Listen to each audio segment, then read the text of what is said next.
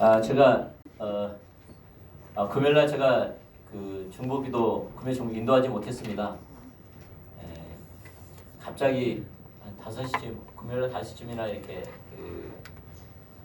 결정이 나서 금요일날 5시에 창원에 한사랑 교회라는 교회에 이길수 목사님 집회 가면서 그 일이 갔습니다. 기도사역 섬기고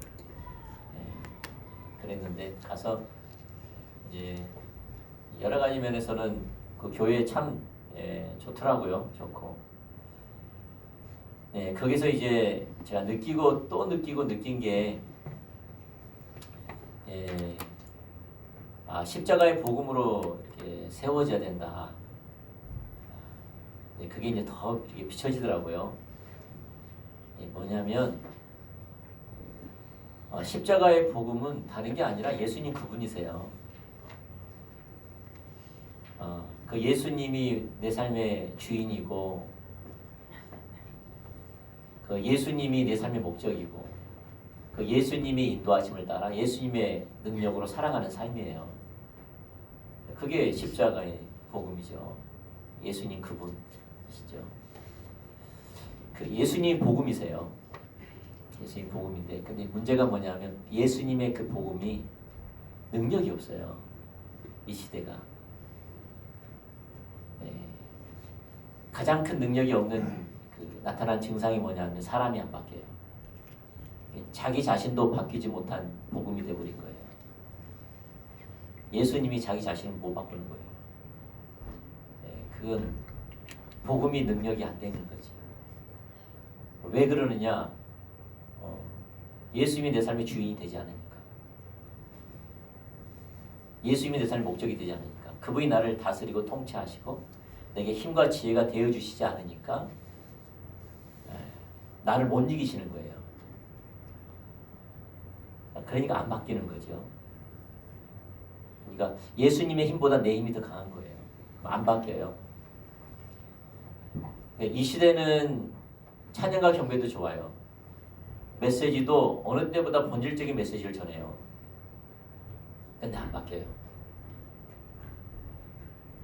이제 내 자신도 돌아보는 거죠. 약 5년 전이나 지금이나 3년 전이나 지금이나 바뀌었는가? 내가 바뀌었는가? 십자가 복음은 나를 바뀔 수 있는 복음인가? 그거예요. 내가 안 바뀌었다면은 복음을 잘못한 거예요. 복음의 문제가 아니라 복음을 모르는 거예요.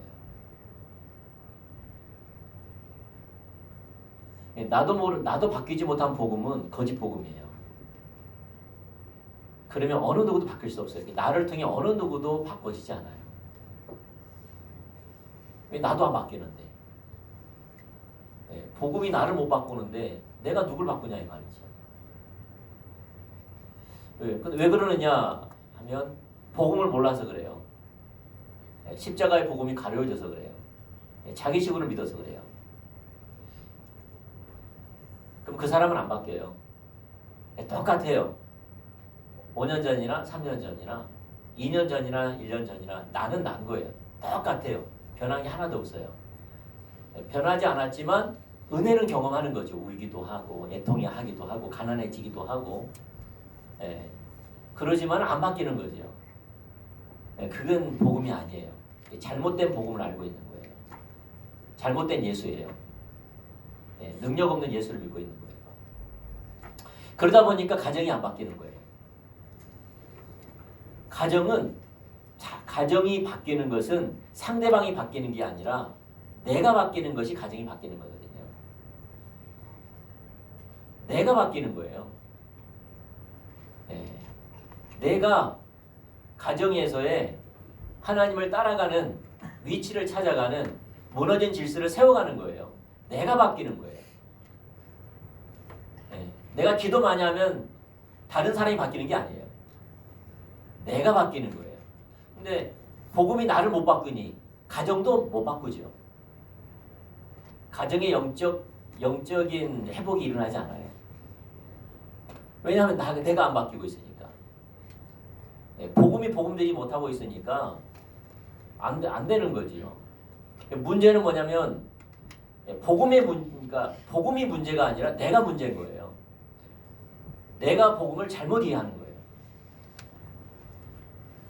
그게 이제 가서 더 보게 된 거죠. 더 보게 된 거예요. 첫째, 복음을 잘못 이해하면 내가 안 바뀐다. 둘째, 내가 안 바뀌니 가정은 안 바뀐다. 더 나아가서 가정이 안 바뀌니 열방은 안 바뀐다. 왜냐하면 이번에 가서 이길수 목사님하고 이야기를 갖다가 했는데 가정이 바뀌어야지 열방이 바뀐다는 거지. 그 사람이 열방에 영향력을 미칠 수 있다는 거예요. 어느 누구도 영향을 못 미친다는 거예요. 그게 왜 가정이 안 바뀌느냐? 내가 안 바뀌었기 때문에. 우리는 여전히 거짓 복음에 있다 보니까 상대방이 바꿔주기를 바라는 거죠. 내가 이렇게 하면 상대방이 바뀌겠지. 그러니까 일어나지 않는 거예요. 저는 이제 그걸 보면서 사실 십자가 복음은 어려운 게 아니에요. 너무나 간단해요. 십자가 복음은 너무나 간단하지만 문제는 뭐냐면 그게 왜 안 보이고 능력이 안 된다면요. 자기가 주인된 삶을 안 내려놔서 그래요. 자기가 주인된 삶을 안 내려놓으니까 안 보이고 안 바뀌는 거예요. 그래서 죽게 돌아오려면 마음이 바뀌어야 돼요. 중심이 바뀌어야 돼요. 중심이. 그래서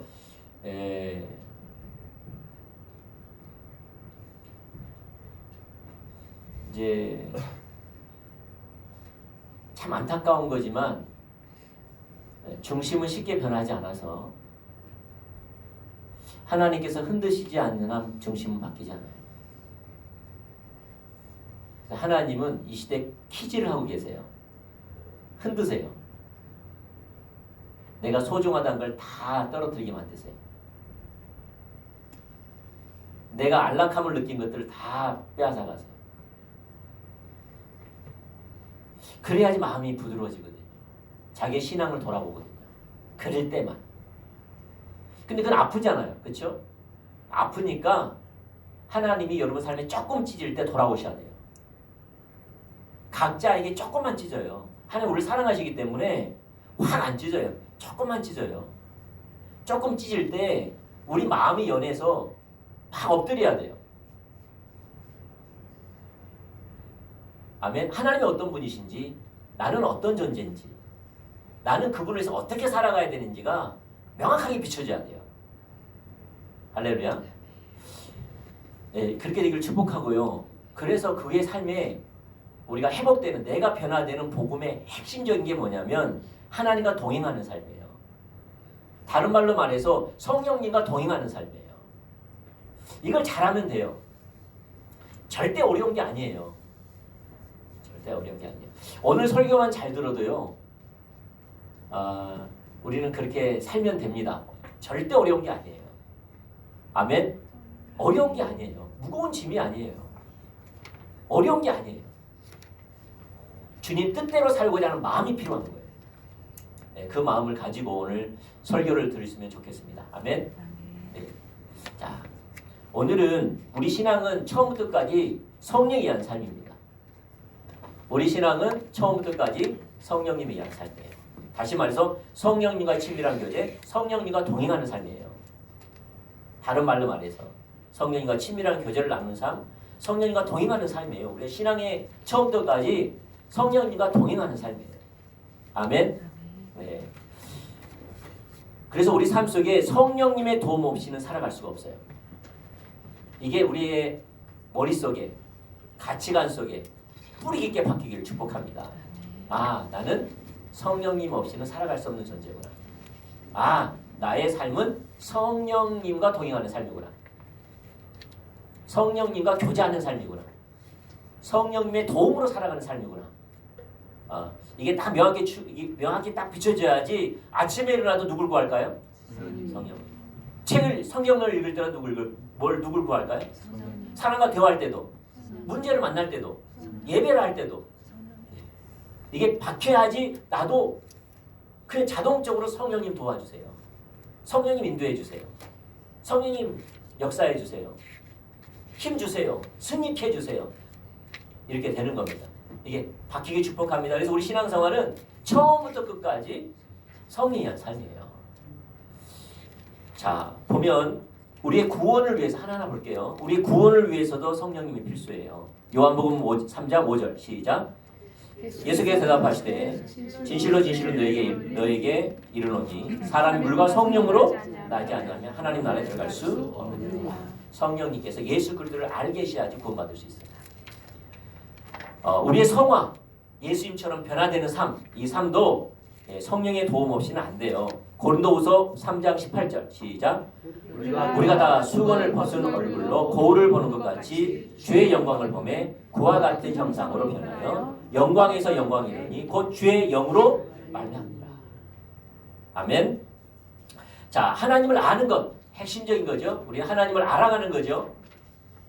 할렐루야. 성령님을 알아가는 거죠. 사실 이번 주 주제도 그 사랑의 그 창녕에 있는 그 사랑의 교회도 그 핵심이 하나님을 아는 거예요. 하나님을 아는 거예요. 많은 사람들이 하나님 몰라요. 어떤 하나님을 모른다면 하나님이 창조주라는 사실을 잘 몰라요. 하나님이 살아계신다는 걸 잘 모르고요. 하나님이 인격체로 우리와 함께한다는 걸 잘 몰라요. 사람들이 몰라요. 그러다 보니까 하나님 앞에 경외하는 삶을 살지 않고요. 하나님을 의지하는 삶을 살지 않고요. 하나님만 목적된 삶을 살지 않아요. 왜냐하면 모르기 때문에. 이론은 아는데 실제로 모르기 때문에 그렇게 살지 않아요. 그렇게 살지 않으니까 어떻게 될까요? 하나님을 위해서도 살지 않고 의지하지도 않고 묻지도 않고 자기 멋대로 행하는 거예요.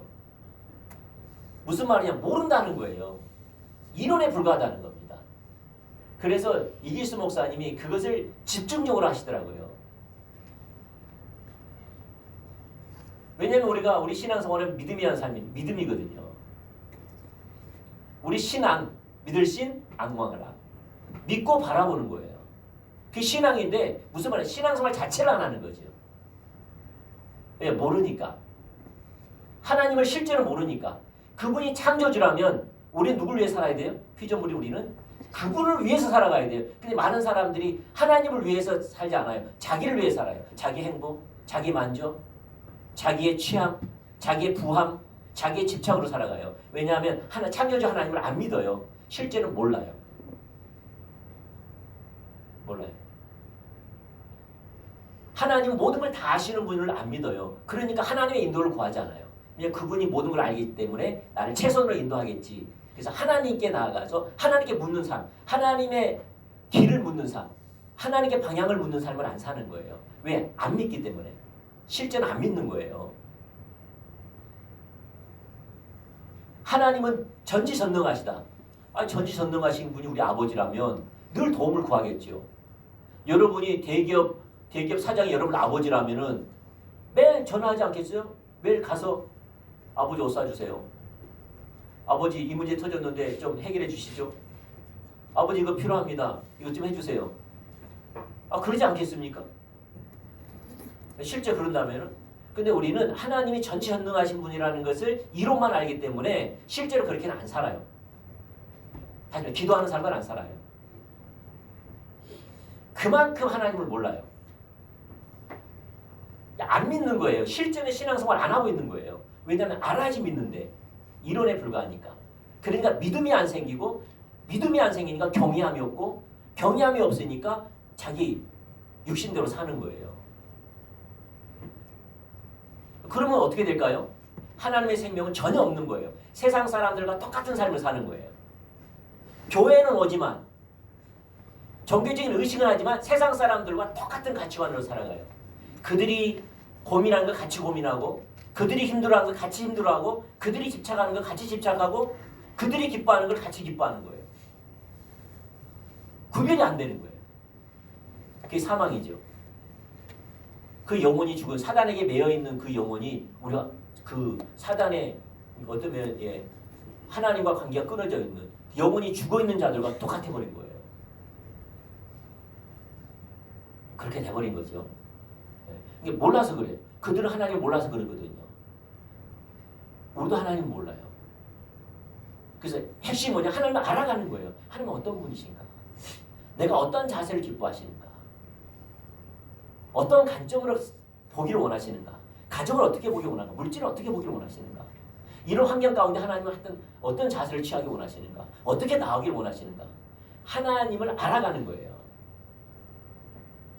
할렐루야.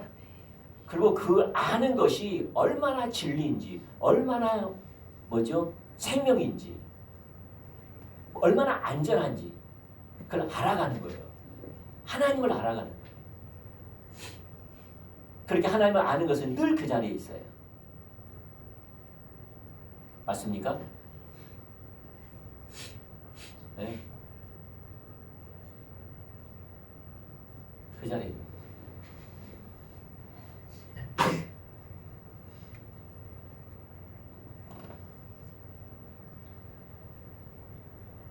그 어떤 아이가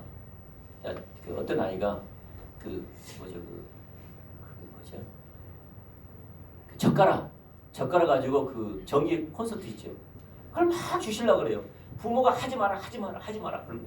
근데 걔가 막 웃으면서 또 막 주시고 막 다니는 거예요. 하지 마라. 큰일 나잖아요, 그거. 옛날에 박수만 써요. 지지그래. 죽다가 살아났어요. 네.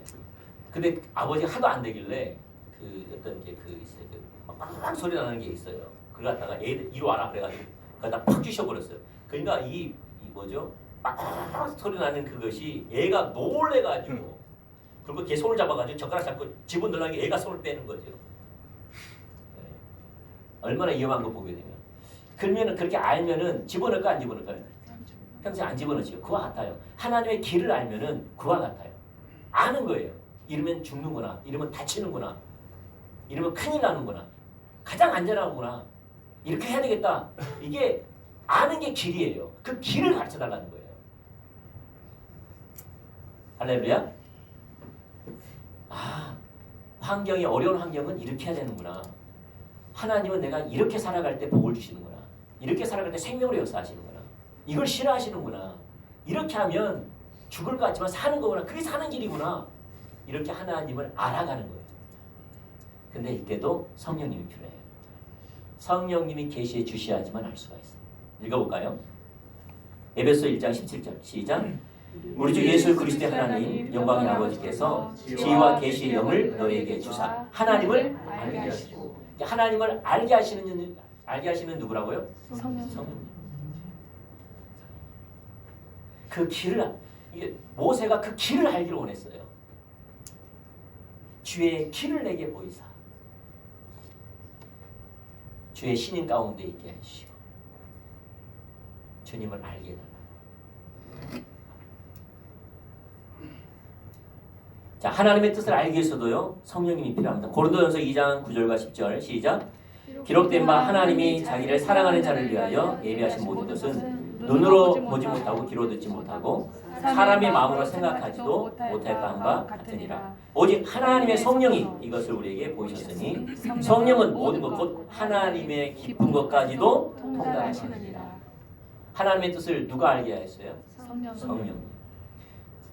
하나 더 보시죠. 이게 없어요. 제가 읽어드릴게요. 고린도전서 2장 13절에 보면 아까 우리가 2장 9절과 10절 읽었죠. 13절에 보면 우리가 이것을 말하거니와 사람의 지혜가 가르치는 말로 하지 아니하고 오직 성령께서 가르치는 것으로 하니 영적인 일은 영적인 것으로 분별하느니라. 영적인 것은요 성령께서 분별하십니다. 하나님의 일, 하나님의 역사는요 성령님께서 알게 해주셔야 돼요.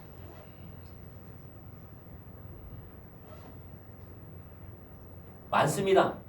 우리의 믿음을 위해서 로마서 10장 10절, 우리의 예배를 위해서도 빌립보 3장 3절, 우리의 기도를 위해서도 로마서 8장 26절, 에베소 6장 18절, 영적 전쟁의 승리를 위해서도 에베소서 6장 7절 말씀, 우리의 회개를 위해서도 요한복음 16장 8절 말씀.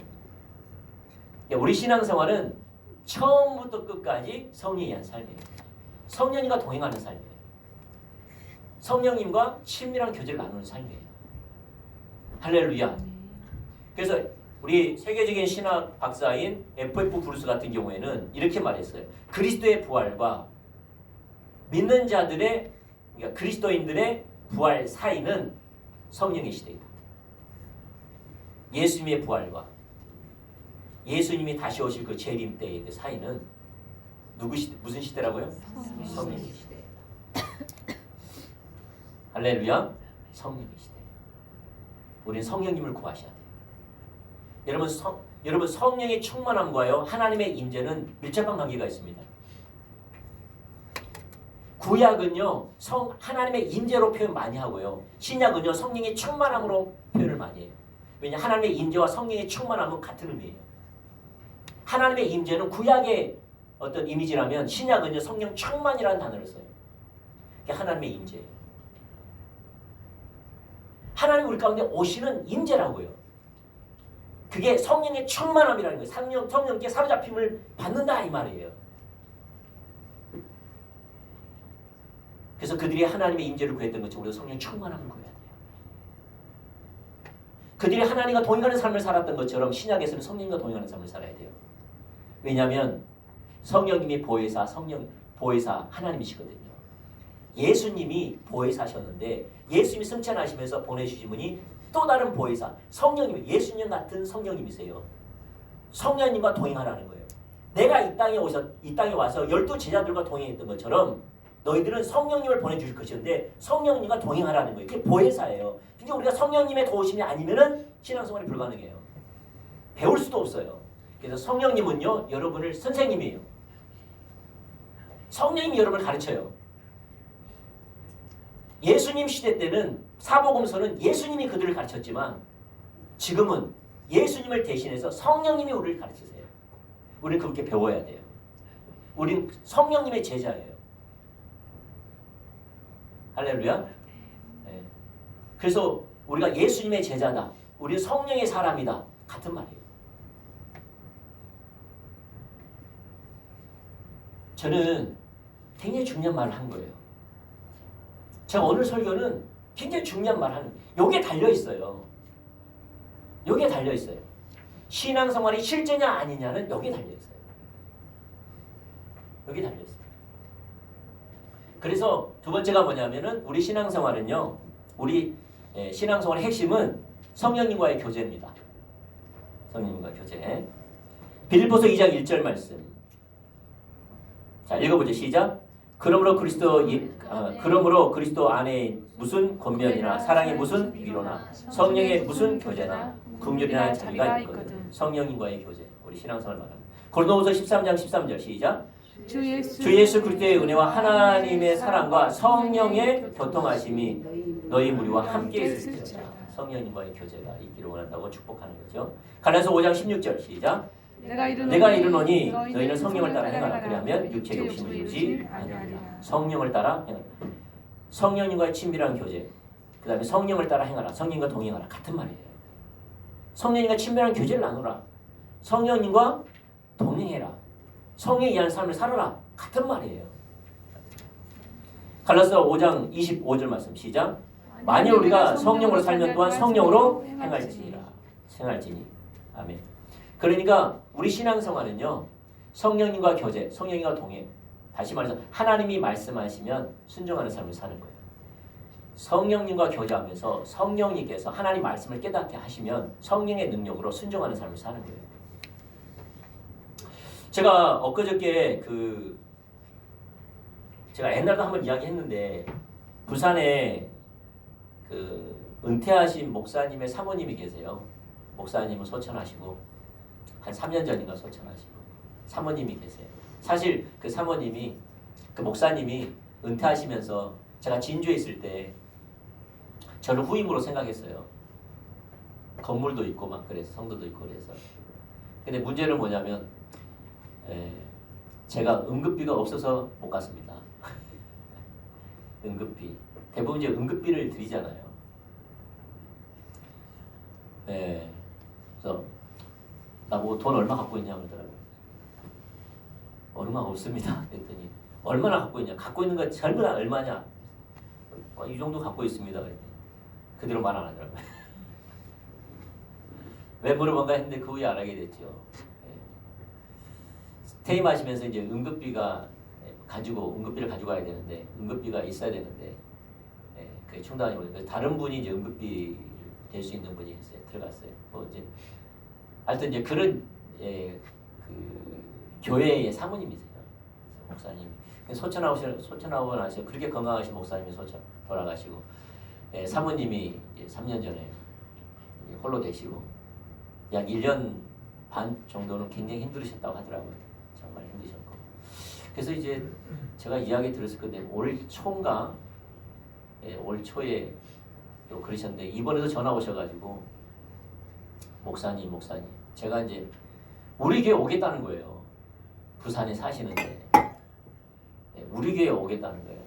성도로 오겠다는 말이 아니라 우리 교회 와가지고 저한테 기도 사역 받고 양육 받고 싶다는 거예요. 사모님.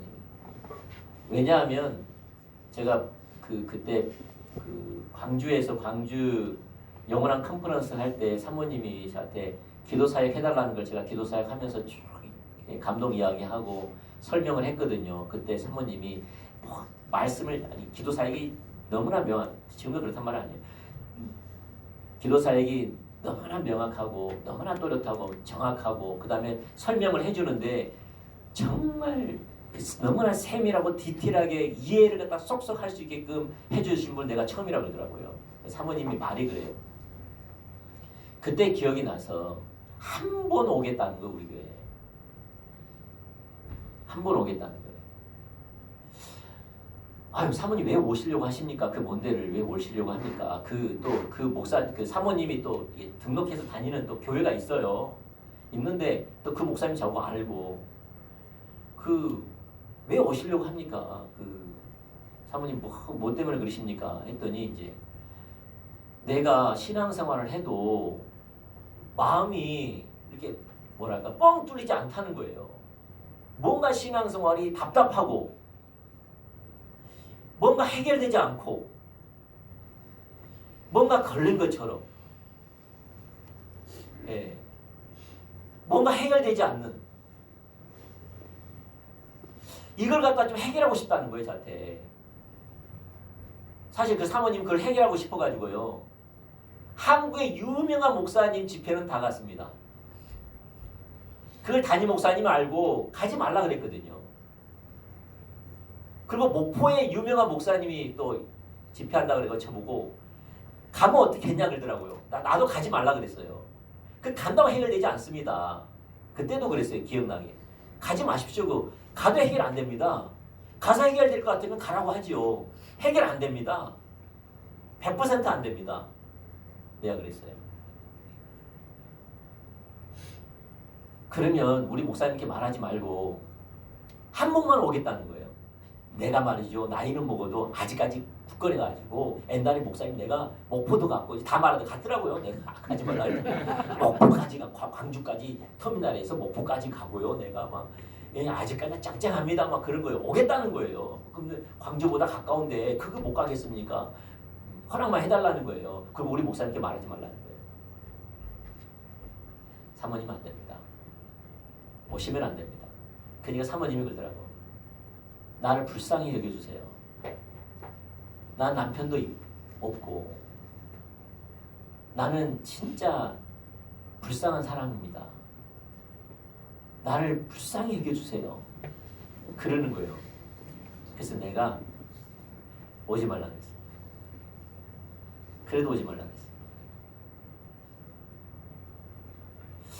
왜 오지 말라고 한다면요. 그분은 그러니까 다시 말해 신앙생활을 뭔가가 뚫리면은 열릴 거라고 생각합니다. 누군가가 나의 영적인 진단을 정확히 해주면 해결될 거라고 생각합니다. 해결 안 돼요. 내가 맞춰도 해결 안 되고요. 길을 제시해도 회복되지 않아요.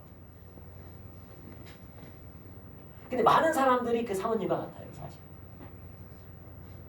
답답한 거예요. 뚫리지 않는 거예요. 해결되지 않는 거예요. 뭔가 공허한 거예요. 뭔가 답답해. 공유되지 않는 거예요. 공감해 주는 사람이 없는 거예요. 그래서 누군가가 나의 마음을 속 시원하게 길을 제시해주고 문제점을 지적해주고 처방을 말해주길 바래요. 그건 존재하지 않아요. 그래서 오지 말라 그랬어요. 말해줘도요 해결되지 않아요. 그래서 내가 사모님께 사모님 신앙생활은 쉽습니다 그랬어요. 이렇게만 하면 됩니다. 제가 뭐라 그랬을까요? 목사님 말씀 잘 듣고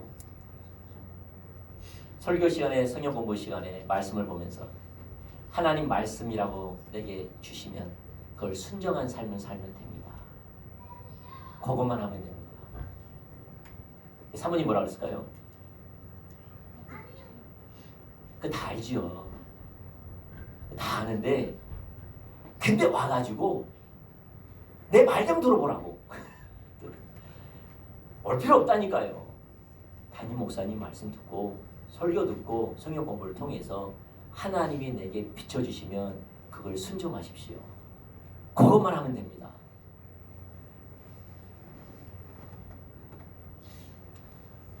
근데 어려운가요 신앙생활이? 근데 왜 사모님이 제 말을 안 들었을까요? 근데도 온대. 와봐자 그 말 또 할 건데. 왜 그랬죠? 자기가 기대한 말이 아닌 거예요.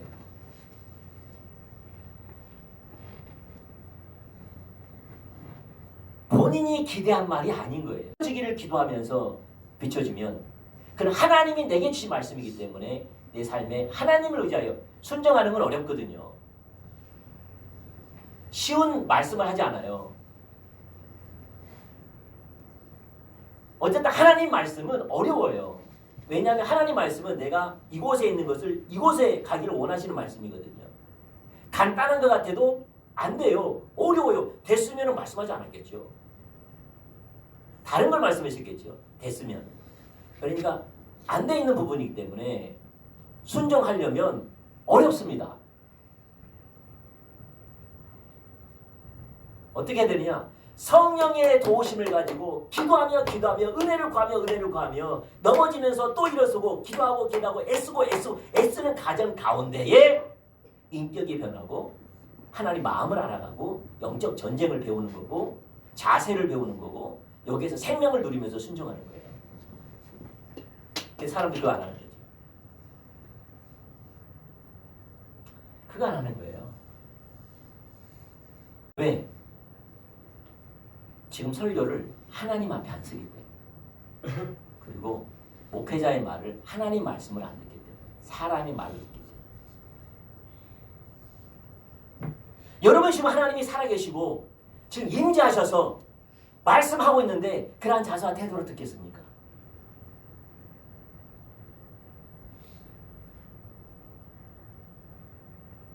그치잖아요. 그거예요. 무슨 말이냐면요.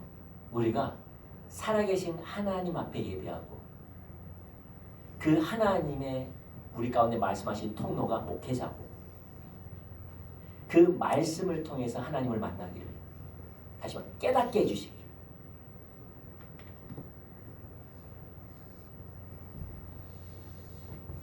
그리고 그게 비춰지면 순종하는 거예요.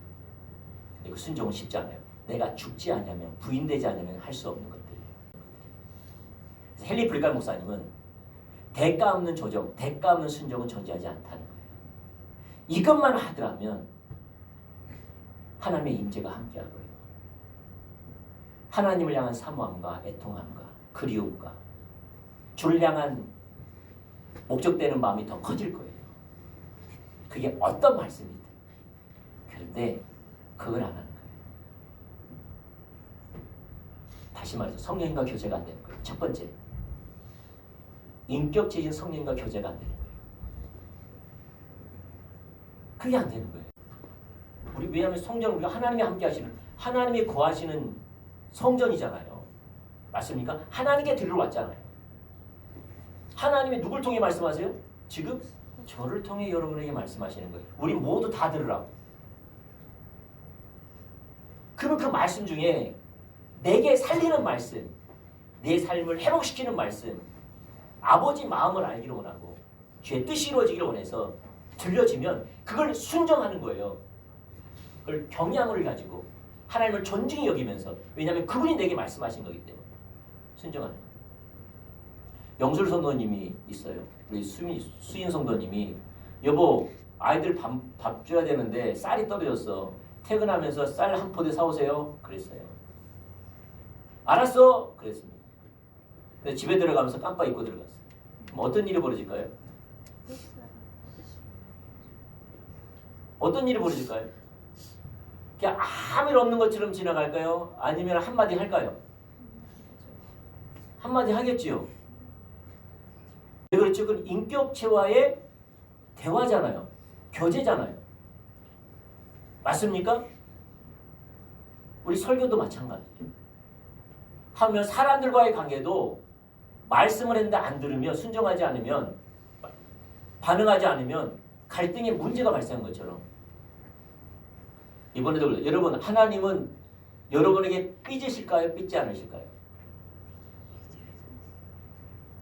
만약에 영수선님이 또 빨리 쌀 사고, 나 경상도 갔다 와가지고 쌀 사와 그랬어요. 예. 그래서 알았어. 근데 갑자기 있다가 당구 치고 당구 치고 있는 거예요. 막 사러 가다가. 그리고 깜빡 잊고 다시 또 들어왔어. 뭐 어떻게 됐을까요? 작살 나는 거예요. 이제. 뭐가 사단이 나는 거예요. 네, 나는 거예요. 그런 것처럼 우리가 그런 관계이기 때문에 그래요. 마찬가지예요. 우리가 설교를 통해 하나님께서 말씀하셨는데 존중히 여기지 않으면 어떻게 되죠? 순종하지 않아요. 순종하지 않으면 어떻게? 삐져요. 삐지면 어떻게 될까요? 임죄를 거둬요. 성경은 그걸 보고 임죄를 거둔다 그래요. 임죄를 거두면 어떨까요? 여러분 서로가 삐지면 어떻게 해요? 여러분 서로 부부와의 갈등이 생기면 어떡하죠? 임죄가 거둔다는 게 뭡니까? 서로의 방에서 안 나오는 거죠. 대화도 없는 거죠. 사람 취급 안 하는 거 아닙니까? 말 섞지도 않고. 그게 삐는 거잖아요. 하나님 임재가 거두는 게 그런 거예요. 하나님이 느끼지 못하는 거예요. 말씀하지 않으세요. 말씀하지 않는다는 게 뭐냐면 주님 뜻대로 살고 시방 쓰는 것 같이 임재를 거두는 거예요. 그걸 아는 사람이 알면 빨리 돌이키기를 축복합니다. 아멘. 하나님과 친밀하면 우리가 하나님을 떠난 것을 얼마나 빨리 알아채느냐가 중요하다 그랬잖아요. 할렐루야. 그럼 어떻게 하면 될까요? 쉬워요. 오늘도 하나님이 내게 말씀하신 걸 순종하면 돼요. 다시 애통한 마음으로. 주님, 오늘 이 자리에 하나님이 계십니다. 하나님 나를 사랑하셔서 말씀을 나에게 생명을 주시는데 오늘 목회자의 말을 통해서 생명의 말씀이 나가는데 내게 주신 말씀이 무엇입니까? 내가 어떻게 하기 원하십니까? 어떻게 하면 하나님을 기쁘게 해드릴 수 있습니까? 이렇게 다시 한번 나아가면 하나님이 비춰진 게 있어요. 설교 중에 비춰진 게 있어요. 그러면 그것은 성령님의 도우심으로 그와 함께 내가 죽고 예수가 사는 삶으로 성령님의 뜻이 이루어지는 삶으로 삶을 조정하고 순종하며 애쓸 때 다시 회복돼요. 그 과정 가운데. 할렐루야. 네, 그렇게 되기를 축복합니다. 아멘. 네, 그렇게 되기를 축복합니다. 애쓰는 가운데 그렇게 되기를 축복합니다. 여러분 그냥 간단하게 제가 오늘은 설교하고 마치려고 합니다.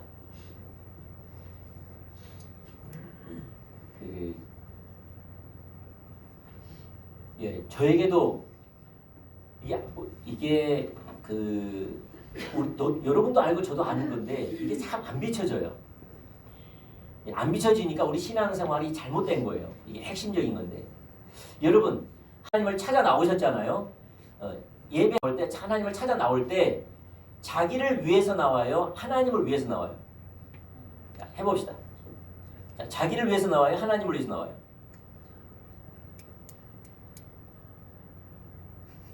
내가 어려운 설교 했나?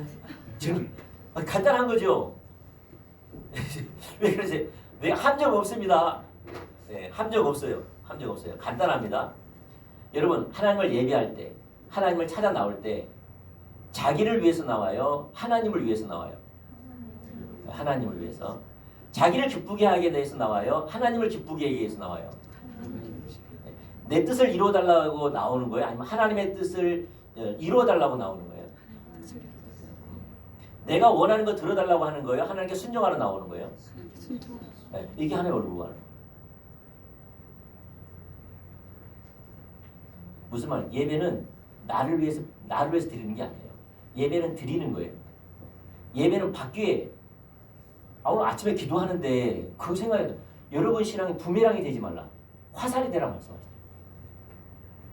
부메랑은 뭐예요? 네, 갖다 확 던지면 어떻게 와요? 자기가 다시 돌아오죠. 하나님을 이렇게 예배하면은 문제 해결되겠지. 하나님을 이렇게 찾으면은 능력이 임하겠지. 하나님을 이렇게 찾으면은 안식이 임하겠지. 하나님을 이렇게 찾으면은 평안이 오겠지. 하나님을 이렇게 찾으면은 임재를 경험하겠지. 하나님을 이렇게 찾으면은 문제 해결되겠지. 이렇게 하나님을 찾으면은 회복이 되겠지. 이렇게 하나님을 찾으면은 기쁨과 환희가 회복되겠지. 네, 이게 부메랑이죠. 네. 그래 안 그래요? 네, 부메랑. 누굴 위해 궁극적으로 누굴 위해 나가는 거예요? 이 사람은 자기를 위해 나가는 거예요. 자기를 위해 나간 사람들의 특징은 하나님을 지속적으로 찾지 못합니다. 왜냐하면 필요하지 않으면 안 찾을 거니까. 필요할 때만 찾겠죠. 부메랑 해가지고 돌아와가지고 나한테 유익이 되는 것만 있을 때만 찾는 거예요. 그래서 평안이 있거나 부유하거나 아무 문제가 없거나 형통하거나 이럴 때는 안 찾는 거예요. 다시 가난함과 애통마음이 없는 거예요. 그 부메랑 신앙을 버리라고 말씀하시고. 화살은 어떻게 해요? 쏘가 넣으면은 화살은 어때요? 돌아와요? 안 돌아와요? 안 돌아오지요. 왜 안 돌아오지요? 내가 받을 생각이 없기 때문에 안 돌아오는 거예요. 하나님을 찾는 것은 화살이에요. 받기 위해서 하나님께 예배하고 찾는 것은 하나도 없어야 된다는 거예요. 그래서 예배는 하나님을 위해서 드리는 거고요. 하나님을 기쁘게 하시기 위해서 예배 드리는 거고요. 하나님의 뜻을 위해서 묻고 내가 순종하고 싶어서 찾는 거예요. 드리는 거예요. 그게 하나님을 찾는 거 예배하는 거예요. 그게 친밀함이에요. 그게 창조의 목적이에요. 우리는 그분을 위해서 창조된 거예요.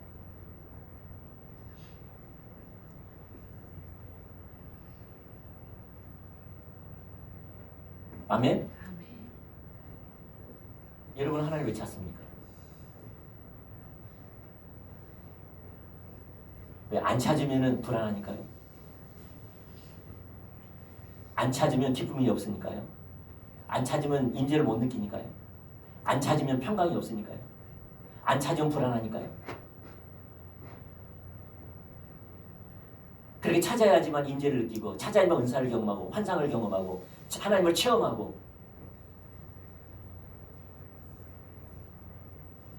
그러면 안 된다는 거예요. 할렐루야. 우리가 하나님을 예배하고 하나님을 찾는 이유는 하나님께 드리고 싶어서 찾는 거예요. 그분을 위해서. 그분의 뜻을 알아서 그분의 뜻을 이루어드리고 싶어서 찾는 거예요. 그것이 내가 사랑하는 목적이라고 고백한 자들이 하나님을 찾는 거예요. 이런 사람들이 성리한 삶을 살아요. 하나님, 오늘 말씀을 통해서 어떻게 하면 하나님을 위해 살 수 있습니까? 어떻게 하면 하나님의 뜻이 무엇입니까? 내가 그 뜻을 이루어드리고 싶습니다. 내 삶 속에 하나님의 뜻은 무엇입니까? 내가 값을 지불하고 대가를 지불하고 조정하고 순종하기 원합니다. 그분을 위해서, 당신을 위해서 그러기 원합니다. 그러면 하나님이 기뻐하십니까? 나는 그렇게 하나님을 기쁘게 해드리기 원합니다. 그 뜻은 무엇입니까? 내가 어떻게 살면 좋겠습니까? 이게 하나님을 찾는 거예요. 근데 많은 사람들은 그 사모님과 똑같이 뭔가 기대해요.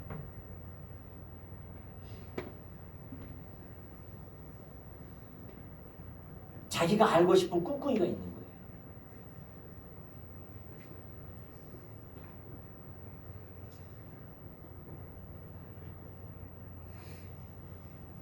자기가 주도권을 잡아요. 자기가 주도해요. 그게 기복신앙이에요. 우리 성령님과 동행하는 삶은요, 다음 주도 살펴보겠는데 간단합니다. 다시 말해 다시 간단합니다. 성령님과 교제하면서 언제나 하나님 앞에 서게 해달라고 기도하고 그 하나님 앞에서 말씀을 통해서 나에게 말씀해달라고 기도하되 하나님의 뜻은 무엇입니까? 내가 어떻게 해야지 하나님을 기쁘게 합니까? 어떻게 하면 내 삶 속에 하나님의 뜻이 이루어집니까? 어떻게 하면 내가 하나님의 길로 행합니까? 내가 어떻게 하면 하나님과 동행할 수 있습니까? 내게 말씀해 주세요.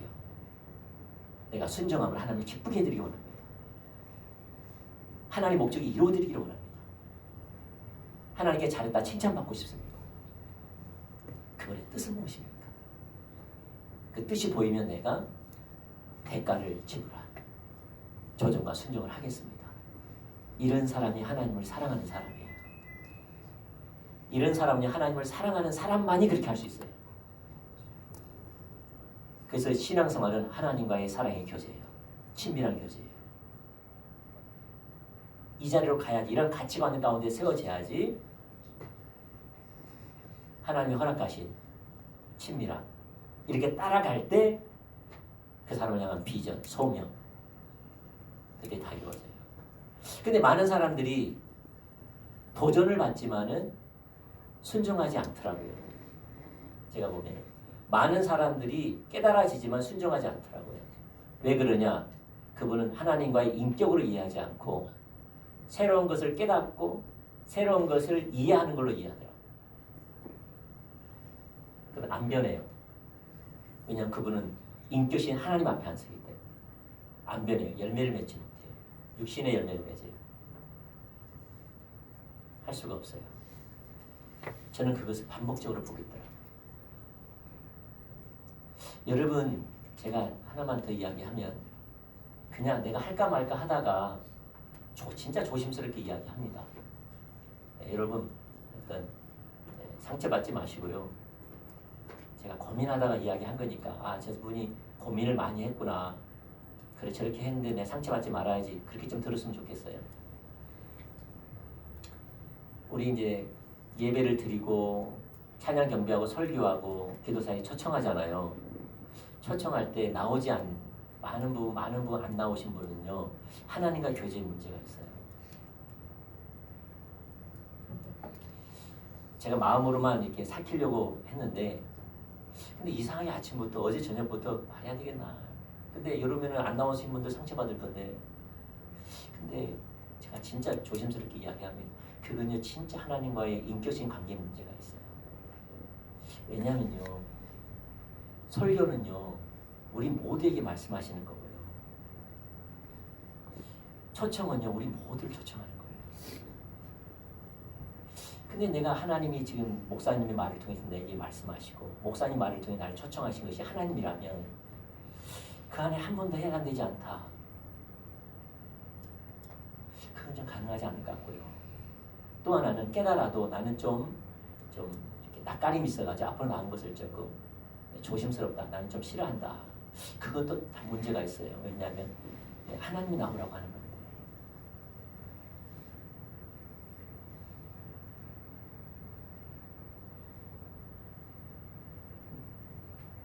이제 왜 그렇게 한다면요. 그걸 하나님 말씀을 안 들어서 그래요. 인격체로 지금 안 들어서 그래요. 지금 하나님께 얘기하고 하나님의 말씀이 속도되고 하나님이 지금 그 말씀을 통해서 초청하는 걸로 안 들어서 그래요. 무슨 말이냐? 설교를 하나님과 인격적인 교제로 이해하지 않는 것 같아요. 의식으로 이해하는 것 같아요. 사람의 말로 이해하는 것 같아요. 그래서 한번 조심스럽게 이야기하면 돌이켜 한번 봐보세요. 이것은 깨달아지냐 안 깨달았냐 취향이냐 그게 아니에요. 나는 지금 하나님이 나에게 어떤 존재냐는 거예요. 그분의 말씀은 어떤 거냐는 거예요.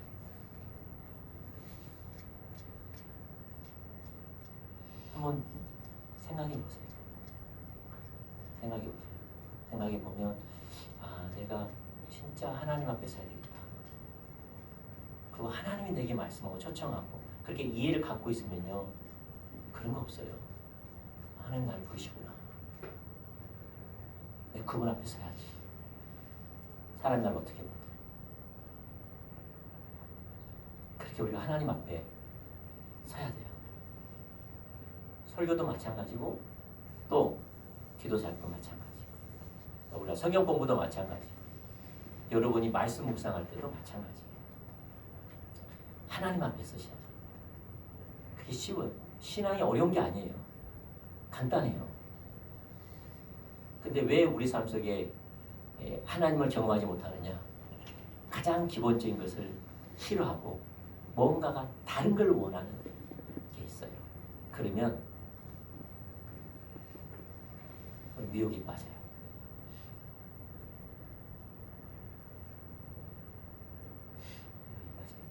우리 그러지 않기를 축복합니다. 다시 한번 여러분 성령님과의 교제입니다.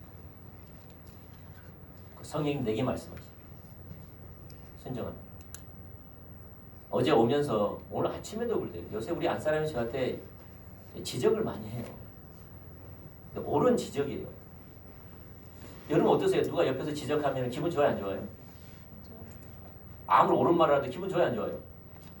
아, 기분이 안 좋아요. 저는 문득 무슨 생각이 난다면 무슨 생각을 할까요? 왜 자기는 먼저 안 돌아볼까? 내가 하도 화가 나가지고 내가 말씀 묵상에다가 올려놨어요. 뭘 올려놓은지 아십니까? 본 사람만 볼 거예요. 뭘 올려놨을까요? 자신의 눈에 있는 들보는 보지 않고 상대방의 눈에 있는 티크를 보는. 그럼 되겠어요, 안 되겠어요? 안 되겠죠. 제가 그 말 해주려다가 그거 내게 주신 말씀이다 싶어가지고 내가 말씀 묵상합니다. 그만큼 우리는 자기에게 누군가가 옳은 이야기를 해주는 것을 듣는 것을 힘들어해요. 아멘? 근데 그것이 하나님의 말이라는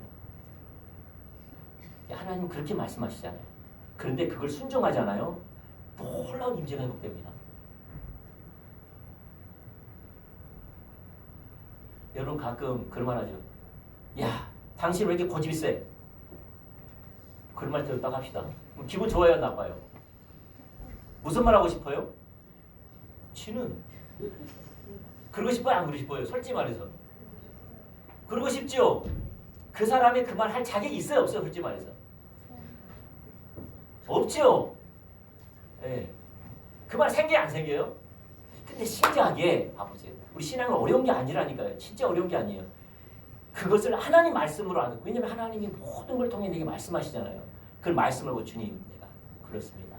내가 고집이 셉니다. 그렇게 내게 말씀해 주셔서 감사합니다. 나는 주의 은혜가 필요합니다. 내가 돌아보겠습니다. 이것만 해도 임재 회복됩니다.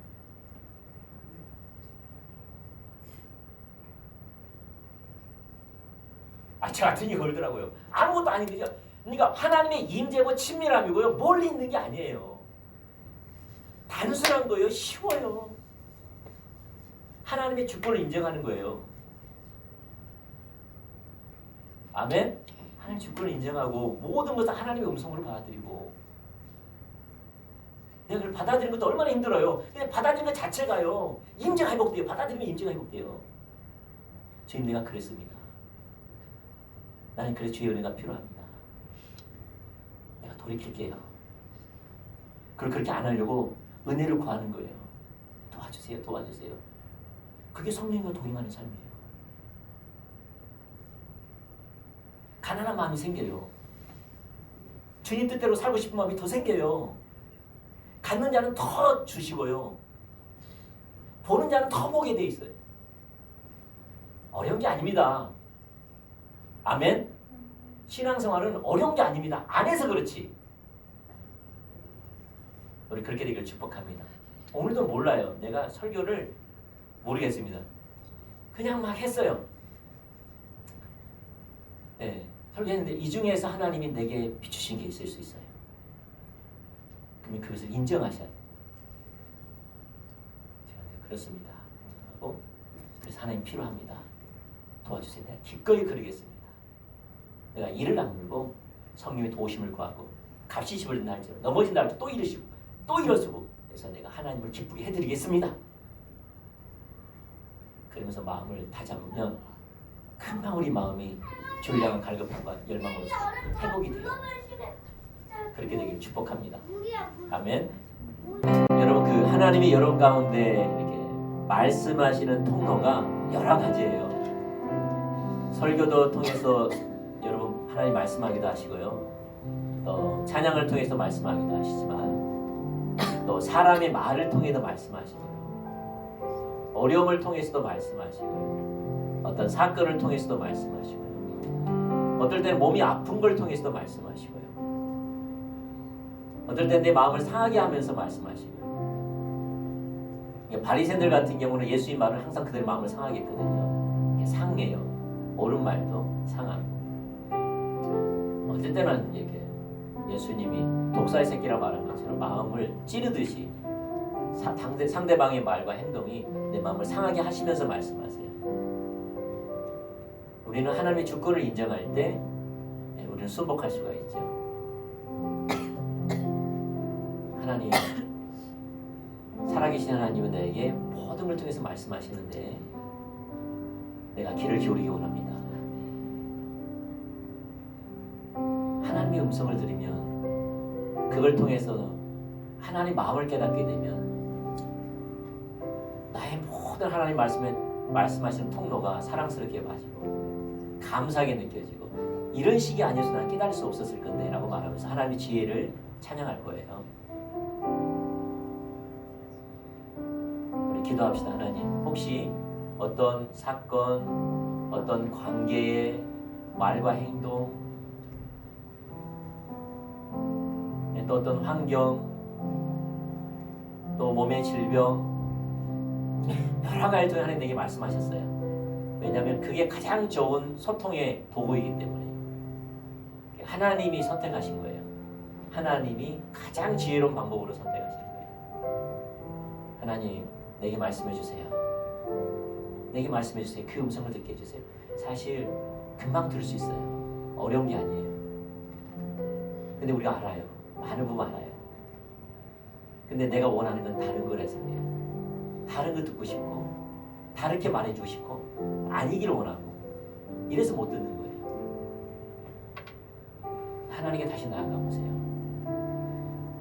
그리고 하나님의 내가 그렇게 하겠습니다. 내가 순종하겠습니다. 근데 하나님 아시죠? 나는 못해요. 진짜 못해요. 아시잖아요. 그게 나 연약한 거 아시잖아요. 그렇지만 예수님이 계시기 때문에 하겠습니다. 예수님 도와주시니까. 선한 목자시니까. 나의 힘이고 나의 능력이시니까. 나의 지혜니까. 내가 예수님께 구하겠습니다. 도움을 구하겠습니다. 그분이 덧입혀주세요. 능력을 덧입혀주세요. 그러면 할 수 있습니다. 날 좀 도와주세요. 순종할 수 있도록 하나님을 기쁘게 해드리기 원합니다. 주의 뜻이 이루어지기를 원합니다. 그분의 뜻이 그분을 위해서 해드리기 원합니다. 하나님 원하시니까 해드리기 원합니다. 이렇게 우리가 고백하며 나아갔으면 좋겠습니다. 묵상하면서 기도하면서 나아가기 원합니다. 기도하시겠습니다. 여러분, 이런 감동이 있어요. 나의 시험은 언제 끝나지? 나의 훈련은 언제 끝나지? 다시 말해서 이 말의 의미는 뭐냐면요, 나는 언제까지 다루심이 끝나지? 언제까지 사람의 다루심이 끝날까? 나는 언제까지 물질의 다루심이 끝날까? 나는 언제까지 건강의 다루심이 끝날까? 그것이 다루심이 끝난 걸 갖다가 이게 훈련이 끝났다고 생각하는. 근데 그렇지 않거든요. 훈련이 끝났다, 다루심이 끝났다는 것은요, 예를 들어 상대방의 말과 행동이 내가 옛날에 힘들었어요. 쉽게 하나님의 음성으로 받아들이지 않고 그걸 통해서 마음의 상처를 받고 육신의 열매를 맺었거든요. 그런데 훈련이 끝났다는 것은 그렇게 사람의 말과 행동을 통하여서 내 마음을 상할 때 그 나의 감정으로 반응하지 아니하고 하나님의 중심으로 반응하는 거죠. 행동이 이제 내 마음을 상하는 것들이 없어지냐, 그 말이 아니라 훈련이 끝났다는 것은 어떤 누구가 그렇게 해도 육신으로 반응하지 않고 하나님 중심으로 하나님의 관점으로 하나님의 음성으로 하나님을 위해서 살아가는 삶을 늘 동일하게 한다는 거예요. 그게 훈련이 끝났다는 거예요.